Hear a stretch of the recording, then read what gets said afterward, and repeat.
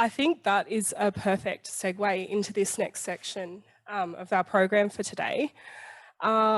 You heard us all introduce ourselves a little bit earlier, so we won't run through that again. But essentially, Brydie, Tiahni and I are a part of the Uluru Youth Dialogue, which sit under the senior Uluru Dialogue at the University of New South Wales, co-chaired by Professor Megan Davis and Arnie Pat Anderson, who continue to lead the work around the Uluru Statement and what it calls for being voice, treaty and truth, working with mob on the ground to ensure that our voices are at the forefront of those conversations.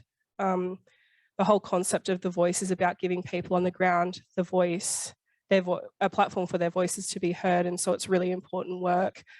And it plays into the bigger picture of what's happening now with the recently elected Albanese government, who has committed to the Uluru Statement in full, which is very exciting. So we're looking at going to referendum next year, we hope. So it's a very exciting time for us as young people, young First Nations people, to be out on the ground and having those conversations with everyday people about, firstly, the journey to the Uluru Statement from the heart, and it being issued in 2017. But that next step being, what does it call for? Voice, treaty and truth. In that sequenced order, what does the voice mean? What's the proposal? What we require from you as Australians in this space, and to take initiative around it as well. So we thought we'd just give a little bit of a background first around the journey to the Uluru Statement. And over the next few days, we have Tiahni speaking on Wednesday, and then we also have another session on Friday. So we just want to start with the basic stuff and kind of get across some of the core themes of the statement, core asks of the statement, and then allow you over the next few days to start to think about how structural reform impacts what the themes of the symposium are. So particularly caring for country, protecting country, but also being able to live a life, a healthy life, a sustainable life, protecting our spirit and being able to thrive on our lands and waters.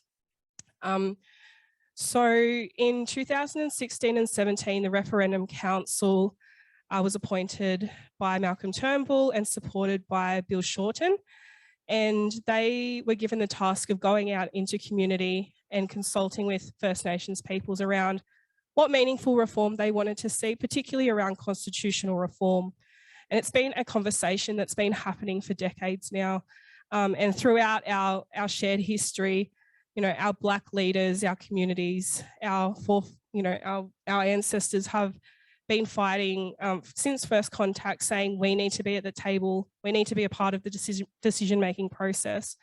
And most importantly, we need to be listened to and we need to be heard. And out of those consultations, the key proposal that was put forward was a First Nations voice to Parliament and the executive. And that isn't just one voice, it was talking about a bottom-up approach. So having local and regional voices on the ground, which fed into state and territory voices and a national voice. So that pyramid style. And the key part of that was that it would be protected in the Constitution.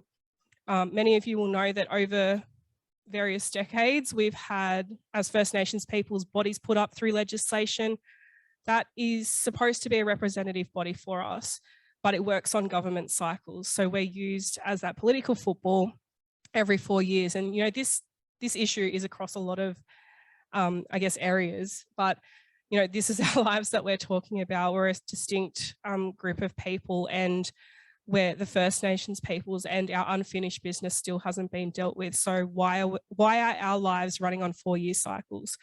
So there was a lot of talk about being powerless and voiceless, and having that sense that, you know, these consultation processes happen every couple of years, but what actually comes out of that?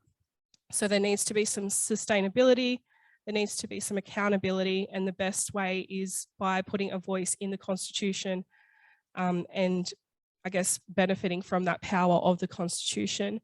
as well as at the same time recognising that First Nations peoples have never formally been recognised in this country through what is considered our birth certificate.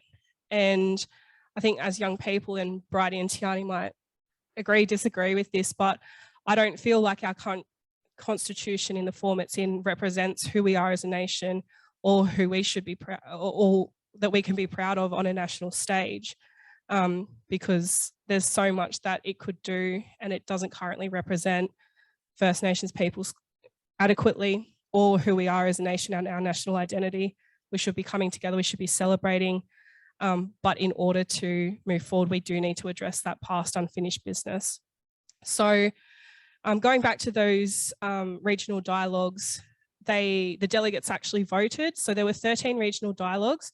There were approximately 100 First Nations people in attendance at each of those regional dialogues, and they were determined by the local community. So the referendum council worked with local land councils, authority bodies, and said, you've got about 100 spots to fill the room. It's up to you how you want to determine them, but there had to be 60% traditional owners or like local leaders, and then 20% for peak organisations, community controlled organisations, and then 20% were kind of ad hoc people. So people that were maybe living off country, stolen generations, everyday people just living on the ground. And that was how the numbers were made up, and that's how consensus was reached, because at each of those regional dialogues, they had to vote on what their preference was for reform.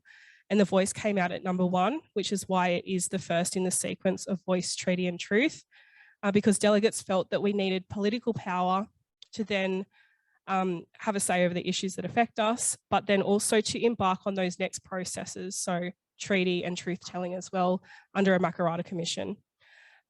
So the Uluru Statement was issued to the Australian people in 2017. And since then, we've been on a journey. Like I said, we work for the Uluru Dialogues, but there's other groups out there doing important work as well. And just generally, like, Australians are on board. We've done a lot of polling. The support's pretty great, but there's always more work to be done. But I think now we'll just open it up to a yarn about, I guess, reflections as young people, why we think this is really important and why we are so passionate about this work, and want to share the invitation with you all if you haven't already accepted it. And we're also happy to have more yarns throughout the week as well. But I might open it up to you, Tiahni.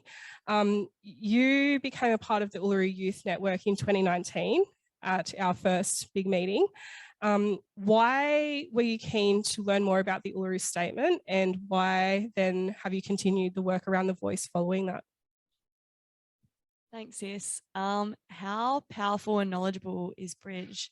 Every time I hear her speak, I'm just have these little like love hearts coming off of out of my eyes listening to her. So powerful, so deadly. Thank you.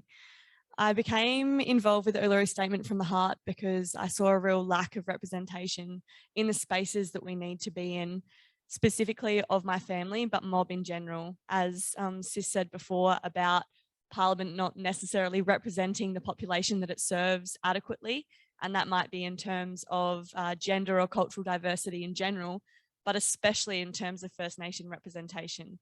So we've been super far left behind in terms of cultures and diversity for a really long time.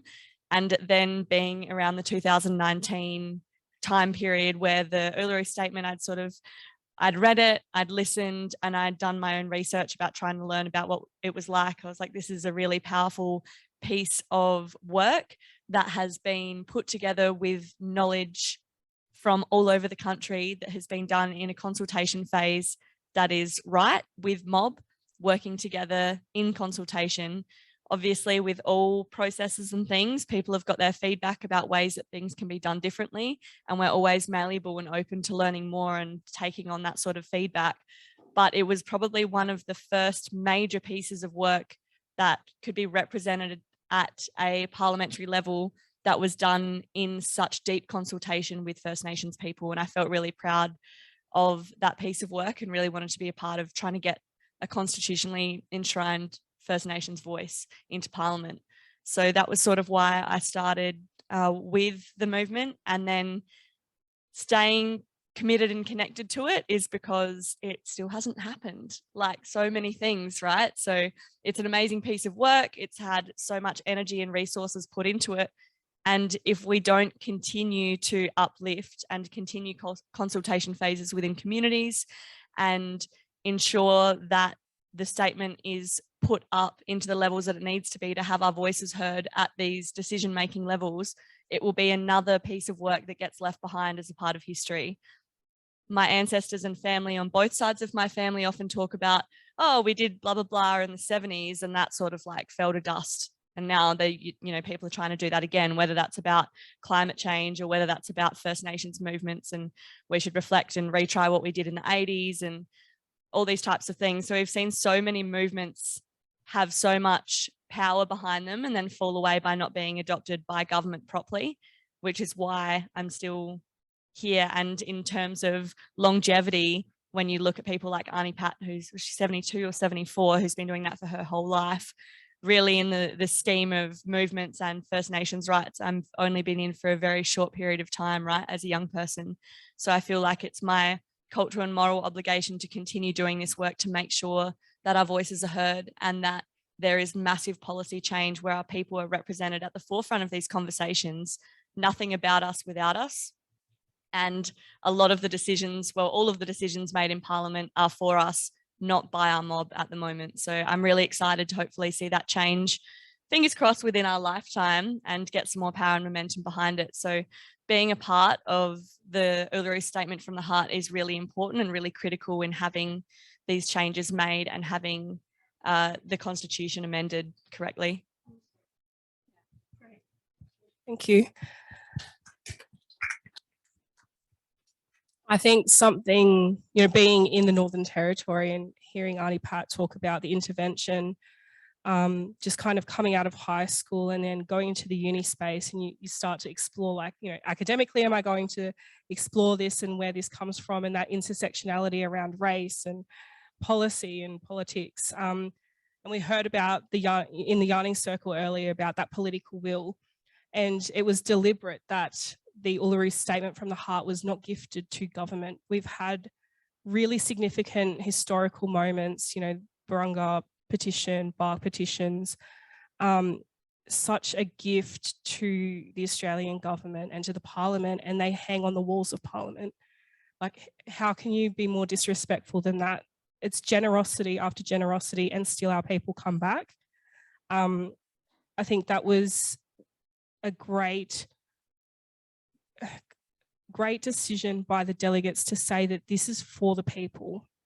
And it's not just for First Nations peoples. We're not just talking about what's going to benefit us. This statement, if implemented, will benefit all Australians for a better future. That is the plan. That doesn't matter who you are, where you come from, you have the same opportunity to thrive as the person next to you. And that's the ultimate goal. So just hearing things like the intervention, how traumatizing and significant that was to people's lives, that they're still facing the ramifications of policy that was pretty terrible, put nicely. The difference that having some representation at that table would have made at that particular point in time, and all of the things that now community have to deal with yet again could have been avoided from having the right people at those tables.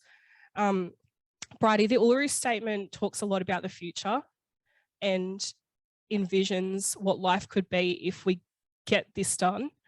It talks about a lot of issues faced by young people, such as incarceration, young people being taken away at unprecedented rates. For you as a young person, how does the Uluru Statement resonate with you, and does it make you feel hopeful, or what really is the reason that you think that this is the right way forward? I think there's always talk in community, especially with young people, like how we can make change. We've got all these issues, and there's never been a set way we can make change. I think having a voice to Parliament is going to be incredible. We've got climate change, incarceration rates, like Bridget said. Having Indigenous people be able to talk on the issues that directly affect us is the way to make change. Who are better to talk on our issues than us, right? But yeah, sorry, I'm like blanking right now, but, you know, I think as a young person, you know, growing up, like a crucial thing for me in 2020 when I graduated high school was, you know, COVID and the Black Lives Matter movement. I think for a lot of us, it put into perspective, like there is change that needs to happen and it's not necessarily spoken about. And I think the Uluru Statement is a way for a lot of us young people, like it's our first like introduction to activism, really. Like we haven't had something this big happen in our lifetimes yet. So I think implementing it will be like fantastic. Yeah, I guess it's about that structural reform as well, right? We hear a lot of, you know, when issues are spoken about, and I think this will be explored throughout the next few days a bit more, the word, like we need a voice at the table. That is said so many times, and we just don't have the structure in place to be at that table. And it was really the hope of the delegates to the consultation process that that's what it would be. It would be substantial reform, so not symbolic. That was written off straight away. That wasn't even an option. They just wanted it. They want structural reform. They want it to be substantial reform. And there's been extensive work done around the legal drafting. There's a lot of support from, you know, constitutional experts, both Indigenous and non-Indigenous. The proposal was seen as, I guess, a way that First Nations people's intelligence combined with lived experience around this came to the forefront, because they've lived through ATSIC, a body that had so much potential to have us at the table, but it still didn't have that core feature of being protected in our constitution. And a lot of the questions that we get when we're out on the ground is, why hasn't this already been done? Or why do we have to go to referendum? And then having those more nuanced conversations is the next step. But generally, I would say in my experience, the response is pretty positive, and people are genuinely open to wanting to have those conversations and exploring what this means for First Nations peoples. You know, there's opposition out there as well when we're mob, but we don't all think the same. We come from various lived experiences, whether it be in our own lifetime or through generations, you know, experiences with colonial projects. So the most important thing I think that I found throughout this journey is having those conversations and opening up those dialogues respectfully so that we can start going through that process as well. But I'll hand it over to you. I guess one thing that I've noticed through the work with this statement is that people have a lot of questions. I was wondering if there was anything major that's on the tip of anyone's tongue that they wanted to ask while the three of us are here, and we'll do our best to answer it. Did anyone have any questions about the Uluru Statement from the Heart, or what reform, structural reform will look like, or anything like that? Yeah.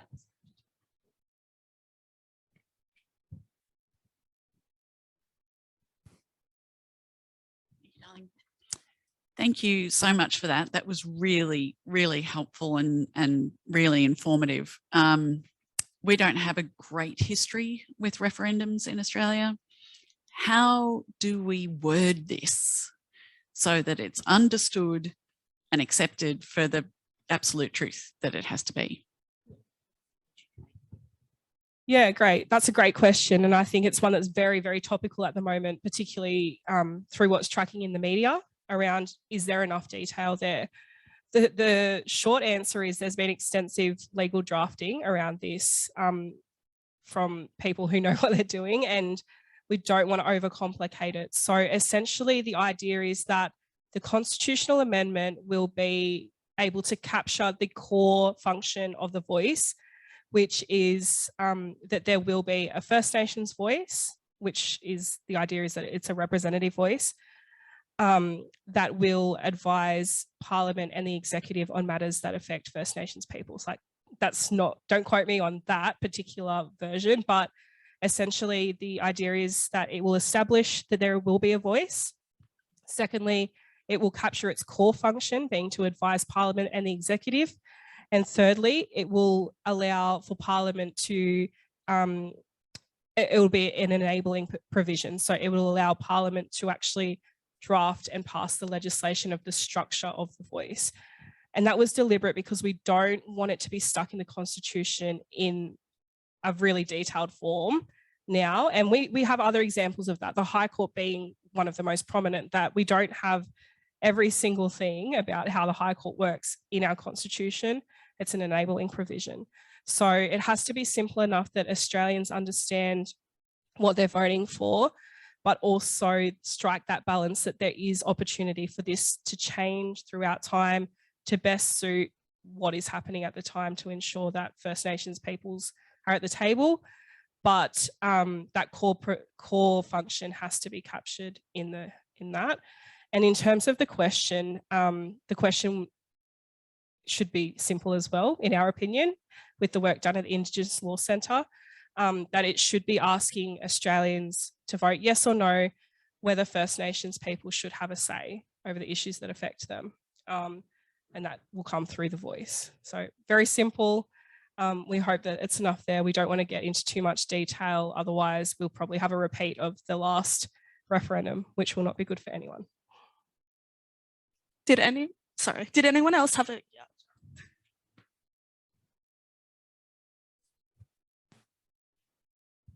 Thank you. Firstly, I think I wanted to say that I'm always extremely proud of our mob and the talent and the like genius in our young people. Like I can still consider myself a youth, although I'm on the upper end of it, but Elder youth. yeah. But yeah, so amazing. My question is, I guess, in light of recent events, what happens if there's a Republican push? Would we have to do it again, or is that just, did that lay the foundations for a future? Yeah, for sure. I think, to be quite blunt, if we're not going to referendum next year on the voice, it's dead. We need to push hard for this now. We don't want to click over into that 4-year cycle of when we're clicking over into time of looking at the next election. So there's a huge emphasis to get this done. And the recent Yarrabah statement put forward 2 proposal dates. Yarrabah affirmation being May, which is very, very soon. We don't know if we're going to get that off the ground. If not, looking at later in 2023. But the blunt answer is that this needs to happen next year, and we're probably not going to look at going to a referendum on the Republic before then. Anything's possible, but I think, yeah, the short answer is next year we need to just go to referendum on the voice and then move on to those other conversations as well. Great. Sorry, and that wasn't... Second, part 2, what can I do? I'm tangentially involved as in an interested Indigenous person. Yeah. What can I do better to help push that goal, Yeah. Did you want to talk about it? Yeah, I just feel like I'm saying, I think it's an invitation to everybody, right? So even though this is being led by mob, and I think us as young people, First Nations young mob, we do feel that extra sense of responsibility, like we need to continue the fight of our old peoples. They've put so many structures in place already to allow us to do the work that we do today and have the opportunities that we have today. I think the conversations are really the most important part. If anything, I would say the hardest part of doing this work is the constant misinformation that's out there, and being able to navigate that without getting caught up on stuff that's put out there as noise to distract us from what we're actually asking for. And getting through that, but also at the same time looking after your mental health as a young First Nations person. It's hard, it's hard work. And that's why we rely so heavily on our allies. We're asking you to take that next step. It's not enough to just sign up to our website. We want you out there having those conversations at your dinner tables, in your communities, through your various, sporting organizations or clubs and stuff like that.